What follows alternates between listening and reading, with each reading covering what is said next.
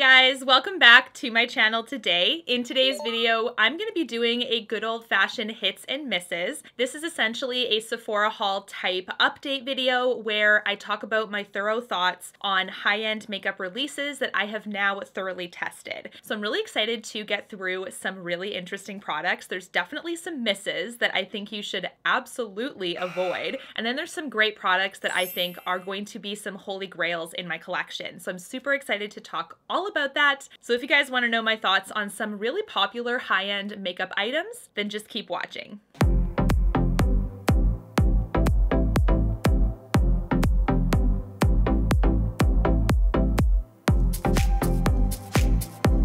Alright guys, so let's get right on into it. I first want to update you guys on my thoughts on the Nest candles. Now I got 2 of them for Christmas this year, and this is the first one that I've burnt through completely. You can see that it is all the way done, but the scent of this one was Birchwood Pine. I have another one called Holiday, so not only is the packaging beautiful, you can see the gold detailing here is absolutely stunning. So this was the first thing that really caught my eye about these candles. The scents as well are very holiday-like, so they were incredible. They were so delicious smelling. This is definitely something that I'd recommend to you guys. I do think this has significant throw, which I like, and it's what I like to see in certain candles. Some candles have very minimal throw, and the ones I'm talking about are Jo Malone London. They are very expensive candles, but I do feel like their throw is minimal. It could be a little bit better, especially when you get to the bigger size of the candles. When I get the Jo Malone candles, I typically keep them for my bedroom or for my bathroom, some smaller space, so that I can actually enjoy the throw of those, because they really aren't meant for big spaces. Plus, they are a little bit more on the perfumey side, so it just depends on your preferences. This to me is so amazing though. I felt like it really did a nice job of diffusing throughout the room. I'm definitely going to be buying more Nest candles in the future. My next hit is actually something that a lot of you guys have been getting questions to me about, like, Jenna, do you like it? Do you like it? Can you please update us? This is the Dior Airflash foundation. I'm actually wearing it today, so I have my exact match here. This is 2N, which it's funny because 2N in this formula is actually perfect, but 2N in the Dior Backstage foundation is slightly deeper. So the shades do kind of differ a little bit between lines. Now, what I will say is that I'm very impressed with this line when it comes to inclusivity. There are 25 shades in here, so good job, Dior. Keep that coming. That's great. And this is water resistant 12-hour wear. The thing with this one is that I think it's like a perfect light to medium coverage at the beginning, and then it builds on itself really nicely. I will say this won't build up to a full coverage. It kind of stays around medium to full. So if you do have something significant to cover, I do think you're going to be thinking about concealer as well. But this is one that actually does look airbrushed. Like, it actually does. So I'm really pumped that I have this in my collection. The only thing that I can think of that may be a little bit of a downfall with this, like if I can find any con at all, is just because this is an aerosol, I wonder if I'm gonna run through this faster. I hope not, because it is really pricey, but the look on the skin, you guys, when people say this is airbrushed, it's true. Like, this is something that is so beautiful. It lasts such a long time on the skin. They did a great job with the shade range. There's some Dior products, which we will get into later on in this video, that I'm like, why though, when it comes to shade range? But this one has been expanded fairly well. Keep it up, Dior. Love this one. Now let's get on to my first miss, and this one is from Dior, so we're going to be talking about that while we're talking about Dior products still. This is the Dior Cushion Foundation that I tested out in my Dior Spring 2021 collection video. Now, the shade range of this, I'm not positive that there are more than 3 or not, but there are 3 shades. Essentially, it's white, cream, and like murky cream, honestly. It is incredibly terrible, the shade range of this, so I'm not even going to promote this one. Plus, it kind of sucks. So this is one that isn't really nice on the skin anyway. It is fairly matte and crusty looking, so it's one that I wasn't looking forward to continuing to test out. I still did wear it about 5 more times. Every time I couldn't make it look better. It was just like the primers didn't matter. It always looked really dry. It would really grab my lines, and I don't think my lines are very deep set yet, but it managed to grab underneath my eyes and on my dimple line, and I was like, hey, this is just not worth it. And when I can already tell that like 75% of my friends couldn't even buy a shade in this, it's terrible. So that is definitely a miss. Just avoid. If you want something from Dior and you want to try something actually amazing, this is it, you guys. This is a lovely one. My next miss is also another cushion foundation. I believe I hauled this just before Christmas time. I did get this from the Yves Saint Laurent website in Canada. This is another cushion foundation. Now, I don't know if cushion foundations are just what? Are they shade impaired across the board? You'll have to let me know, because this is something that also I think had 4 shades. Nothing past a medium, I think. So this is also really, really terrible that way. What I will say about this one, the packaging is really nice. That's something that I really can't deny. It's super beautiful. The puffed out quilts almost look like they're bags and they're accessories. So it is really stunning that way. So it's a shame that there's literally 4 shades, but 4 shades was the only amount that was listed on the Saint Laurent Canada website. So I'm going to assume that's their complete range. I have heard that some of these cushion foundations are meant for more of the Asian market where they are more fair-skinned, but I don't know, you guys. I feel like if they're gonna sell it on mainstream platforms outside of the Asian market as well, they should be expanding, personally. It doesn't make sense. So let me know your thoughts though down below, but this is one that was actually a soft matte, so I regret to say that it actually was better than the Dior foundation, like the cushion one, because the Dior one was quite matte and quite flaky on the skin. It grabbed, it really looked dry. This one did look a little bit better. I will say out of the 2, this one was better than the Dior one, but I can't really recommend it to you guys knowing that so many of you can't actually get it. So this is now the 2nd cushion foundation that I've tried in the last couple of months that has had really bad shade ranges. So let me know down below, do you know of a cushion foundation that is actually more inclusive than 4 shades?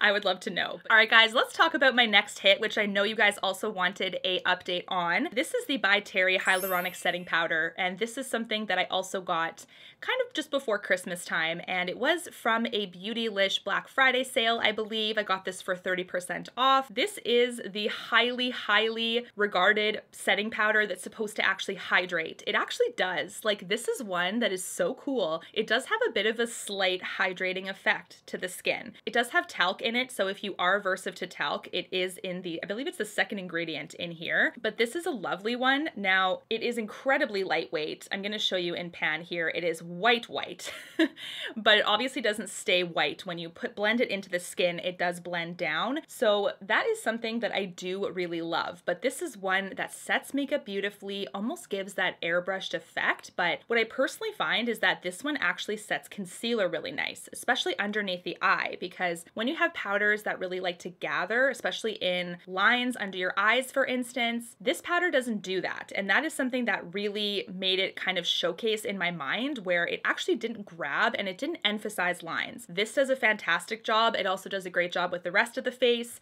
So this is a lovely one. I would recommend it 100%. I really haven't tried a ton from the brand. I know there's quite a few like beautiful looking eyeshadow palettes, but let me know, what are your other favorite By Terry products? I would love to know, because I'm really excited to try more of the line. This one really impressed me. All right, guys, let's get on to my next miss. 2 of them, actually. They both belong to Gucci, and these are both their face products.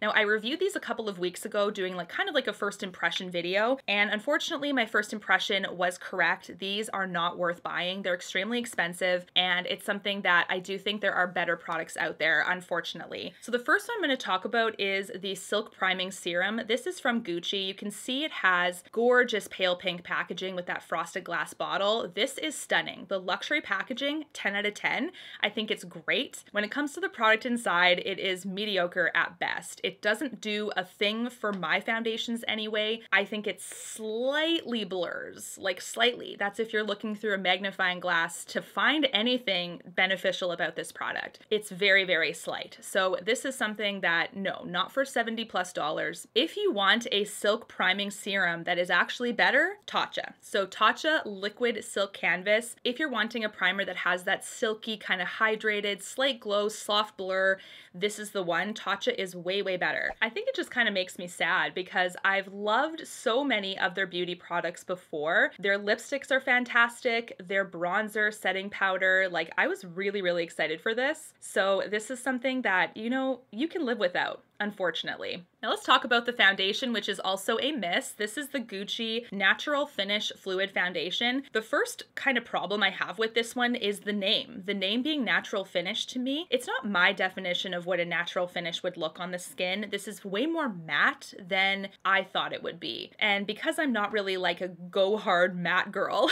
you know, I can do a soft matte, a luminous matte, a radiant matte, something slightly matte, but this is too much. So this is something to me that kind of clashes with what I thought I was expecting, but that is a personal preference here. If you believe a natural finish is more matte, then perhaps this is something for you. But this has the exact same packaging style as the serum, like the primer, with that beautiful pale pink, almost vintagey vibe, the gold detailing, the frosted glass bottle. So beautiful, except obviously the contents inside are foundation. Now picking out my shade in this was actually fairly difficult, but I happened to nail it, which I still feel really proud of myself for. I don't know, it's so weird. But anyways, this is 160N, this is my perfect shade. But like I said, it leans much more matte than I would like, and very similarly to the Dior Cushion Foundation, this is one that grabbed my lines quite a bit.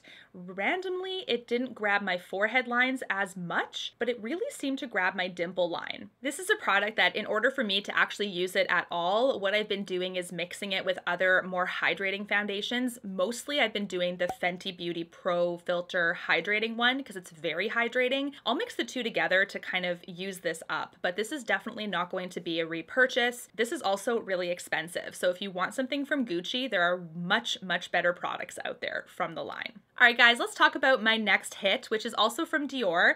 This is the Diorshow Overcurl Iconic Mascara, and this is something that was kind of interesting because they brought it to market many years ago, and then I think there were talks that it was discontinued briefly. They then brought it back, and the outer packaging is slightly different than what I was used to. I used to buy this one when I was like 16 all the way till about 19, like religiously, because I loved this one. I loved how the curved wand slightly lifted my lashes. I loved how it was black and intense. You didn't have to worry about clumping. You didn't have to worry about curling them because, you know, I'm slightly freaked out by eyelash curlers. Am I the only one? I don't know. Either way, this is something that I loved. So when they brought it back, I immediately noticed the change in packaging and wondered if it was going to be a different product altogether. Because it's been quite a few years since I had the OG original, this is as close as I remember, honestly.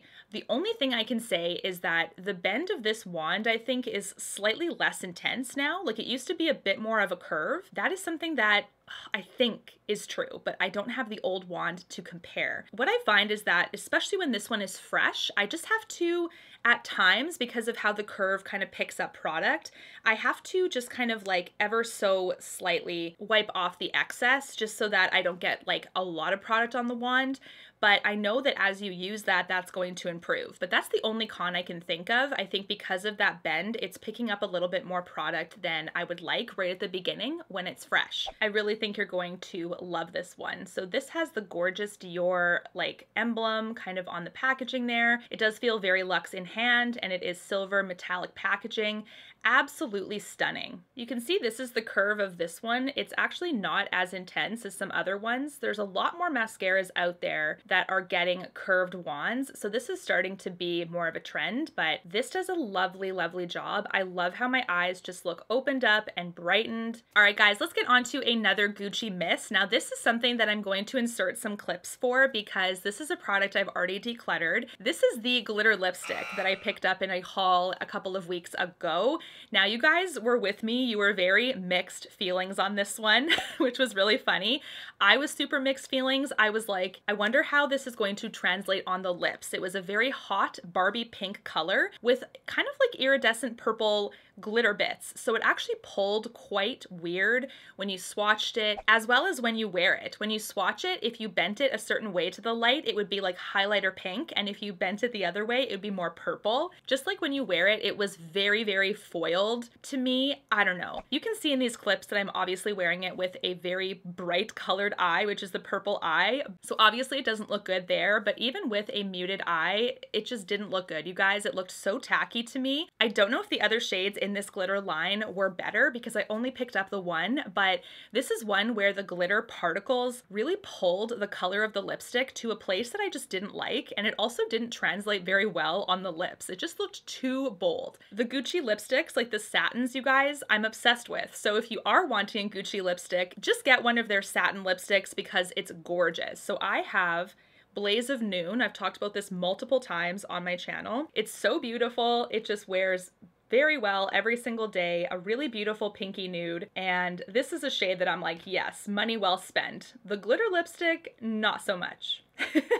Now let's talk about my next hit as well. So I do finally have updates on the Natasha Denona 28 pan palettes.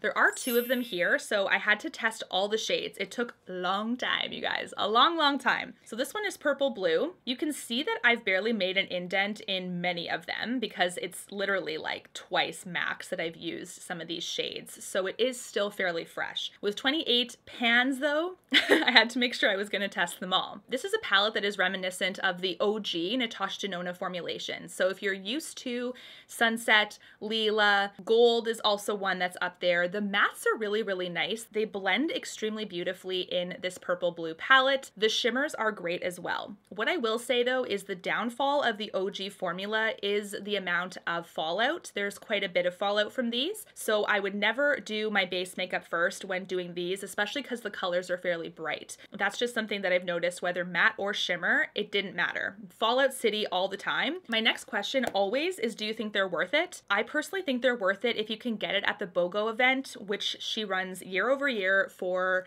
Black Friday. But it's $239 US per palette normally, and that is quite a bit. So if you are an OG Natasha fan and you want to just pick one of them and spend that money, absolutely. At least try to get it at a VIB sale or something. Get at least part of it off because it is super expensive. And just check and see if you think that you're going to use these shades on a regular basis. The same thing is with the green and brown palette, also very reminiscent of the old OG formula. This is one that I would probably use a little bit more, and I have been actually, because the browns and the greens are a little bit more everyday friendly to me, not as bright. Either one is fantastic. The quality is definitely there. There's very slight differences when it comes to matte quality. Some of them are slightly creamier than others, but we're talking about like a fraction of a difference. If you're a fan of the OG formula, you will love these. What do you guys think of these products from my hits and misses? Do let me know all of your thoughts down below. What is your favorite? What is your least favorite? And what is a product that you want me to review? I'm always happy to check out all of your requests, and I hope that these videos are helpful in investing in the high-end category. Until my next one, guys, take care and stay safe.